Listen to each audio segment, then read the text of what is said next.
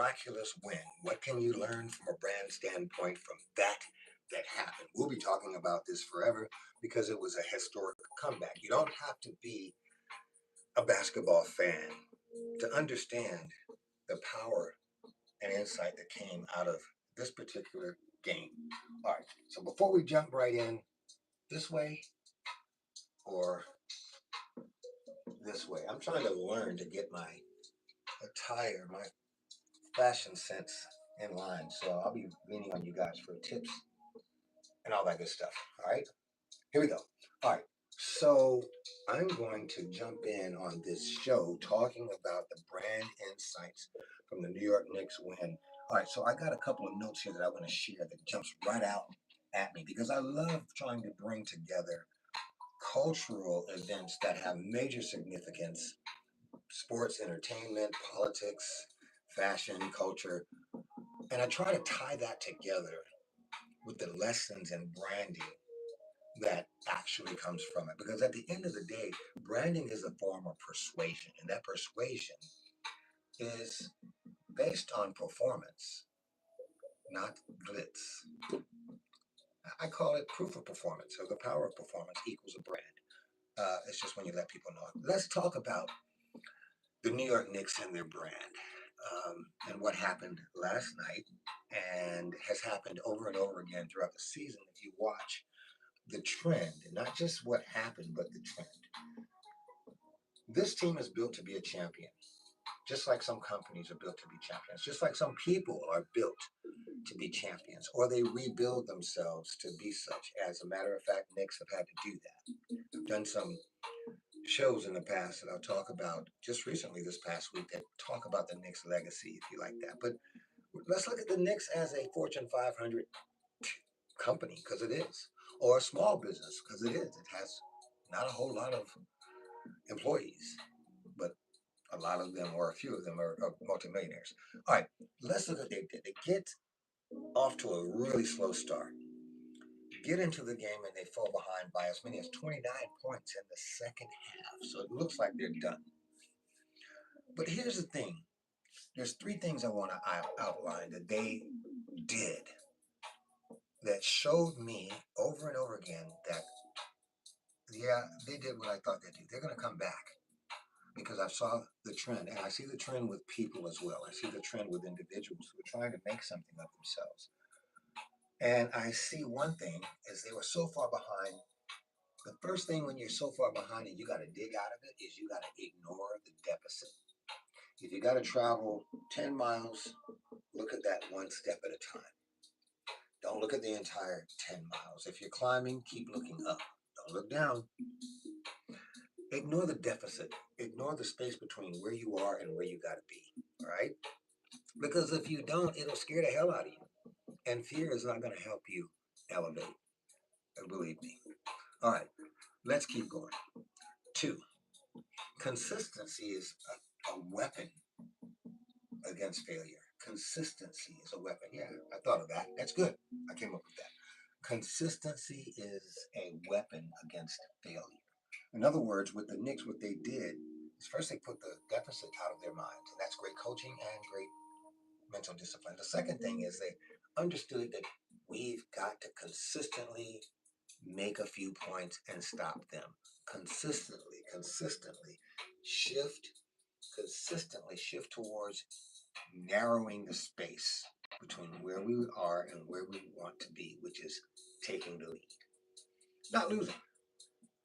Okay, let's go to number 3, mental shift. This is where people have the biggest trouble because they get behind and they feel defeated already, but the game's not over. Heck, if it's over, they would have stopped it at the first quarter. You're still here. Yeah, you are watching. And laugh, have some fun. Know that you're going to be sweating it out. It's going to hurt. It was a physical game. People were beating each other up, tossing each other around. It's the championship. Refs are going to let a lot go. Bad calls, no calls. Okay. But they had a mental shift. Not a lot of complaining, just a mental shift. Let's climb this mountain one step at a time. We've got the talent. Now, let's get into the master class that I want to share. All right? Resilience. Resilience is the ability to hang in there and keep going. But to do that, you oftentimes can't do the same thing because maybe the arms get tired, the legs get tired. Maybe it's time to walk rather than run. Go with your strength. Okay, find your power. Your power isn't outside, it's from the inside. And I thought from the beginning, OG Ananobi was the answer because they were wearing Jalen down. They were wearing the whole team down. They were missing a lot of shots, but OG was in attack mode and he was running the show. Real threat throughout the whole series. Throughout the whole series of the playoffs. And the Knicks were smart enough to go to him when it mattered. Not Jalen, okay? Not Towns, not their other players, not Hart. It was OG. And they did it. They looked to him. And his momentum led to activities and progress, so much so that when Jalen took the last shot and it bounced off, OG was still in attack mode. I saw him move past some of the San Antonio guys to tip it in for the win. That's important. Finding your own power and exerting it when you're confronted with a deficit. What's your best card to play? What's your strength? Use it. It may be something you're not using. Maybe you're overplaying something else. Number two, well, I got this. Goliath, the Goliath factor. Okay, so they had a David and Goliath mentality. Yeah, Wembanyama. Okay, Victor. He's going to get his. He's purely unstoppable. You can slow him down, but he's unstoppable. He makes his own mistakes. You want him to do that. He's going to get his. That's not the point. There was a slay the Goliath attitude in this game in the second half. Even when they played the last game, I noticed Obi slam dunked on Wemby. He attacked Wemby. Jalen attack him. They bring him in and they pull out, shoot over him. All right, they don't give him the easy block, but they didn't avoid him. They attacked him. Attack the biggest target in your battle. Hey, if you're not going to attack the biggest target in the game, then you don't need to be in the game, right? You don't need to be in the game. All right, I got to really compliment that on that because that was a brilliant move to mentally shift to not fear their biggest, tallest player and probably the most agile, all around 7-footer that we'll ever see. I don't think we'll see that again. That was amazing. It's just crazy. I'm going to take a pause here and do a shout out for some of my people, all right? First and foremost, IGWT Construction, one of our supporters, so I'm going to give him a shout out. Robert Tyler, way to go, all right? Good example of brand brilliance. And of course, there is the one and only, let me get this, Goa, all right? It's a fragrance that I actually use. And it's also body lotion, shower gel.